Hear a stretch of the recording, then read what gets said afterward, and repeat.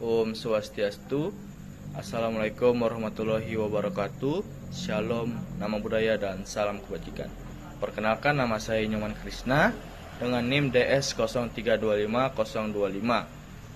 Di sini saya akan menjawab beberapa soal sebagai berikut.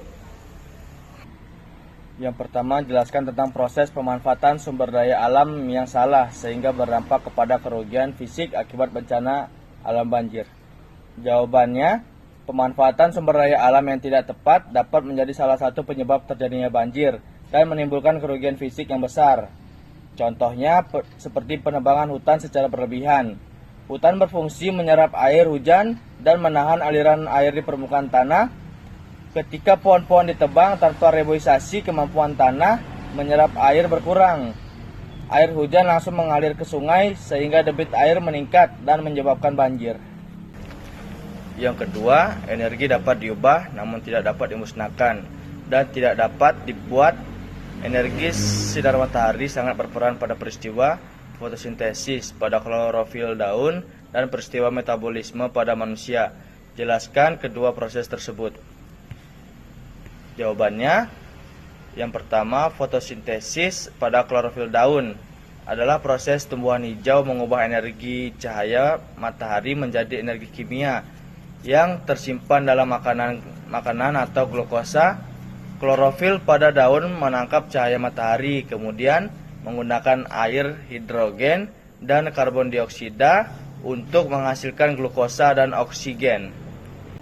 Yang kedua, metabolisme pada manusia. Metabolisme adalah seluruh reaksi kimia dalam tubuh untuk menghasilkan dan menggunakan energi makanan yang mengandung glukosa. Dipecah melalui proses respirasi sel dan bantuan oksigen sehingga menghasilkan energi yang digunakan tubuh untuk bergerak, berpikir, tumbuh, dan menjaga fungsi organ. Berikut soal yang ketiga, jelaskan implikasi dan perkembangan masyarakat industri ke informasi akan mempengaruhi bidang sosial, ekonomi, budaya, dan pendidikan.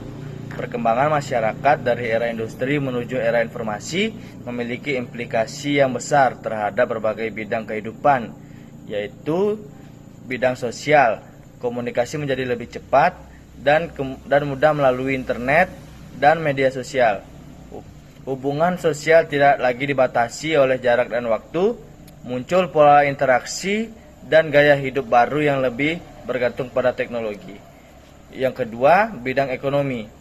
Kegiatan ekonomi semakin berbasis teknologi dan informasi, perdagangan elektronik berkembang pesat, muncul berbagai jenis pekerjaan baru di bidang digital, sementara beberapa pekerjaan tradisional berkurang. Yang ketiga, bidang budaya. Terjadi pertukaran budaya yang lebih cepat antar negara. Budaya lokal dapat dipromosikan secara luas melalui media digital. Masuknya budaya asing dapat mempengaruhi nilai dan tradisi masyarakat setempat. Yang keempat, bidang pendidikan. Akses terhadap informasi dan sumber belajar menjadi lebih mudah. Pembelajaran dapat dilakukan secara daring. Penggunaan teknologi meningkatkan efektivitas dan kualitas proses belajar mengajar. Soal yang keempat, jelaskan tentang peranan IPA dan teknologi dalam kebutuhan pokok manusia. IPA dan teknologi membantu meningkatkan hasil pertanian melalui bibit unggul, pupuk, irigasi, dan mesin pertanian.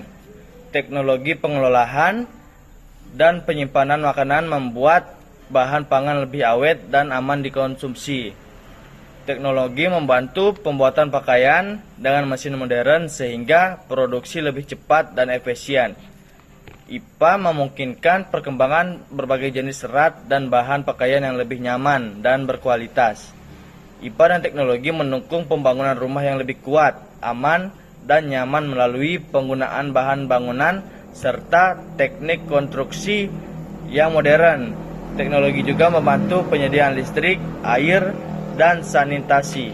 Soal yang terakhir, jelaskan dampak positif dan negatif dari peranan IPA dan teknologi dalam transportasi dan komunikasi mempengaruhi pendidikan di Indonesia.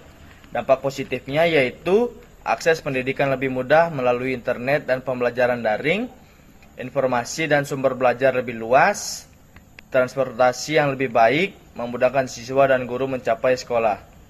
Komunikasi lebih cepat antara sekolah, guru, siswa, dan orang tua. Meningkatkan kualitas pembelajaran dengan menggunakan komputer, proyektor, dan aplikasi pendidikan. Adapun dampak negatifnya, yaitu penyalahgunaan teknologi seperti bermain game atau media sosial saat belajar, penyebaran informasi yang tidak benar yang dapat mempengaruhi proses belajar, ketergantungan pada teknologi sehingga mengurangi kemampuan belajar mandiri, kesenjangan digital. Baik, itu tadi sekian dari jawaban saya. Jika ada salah kata, mohon dimaafkan. Saya akhiri dengan Parama Santi. Om Santi Santi Santi Om.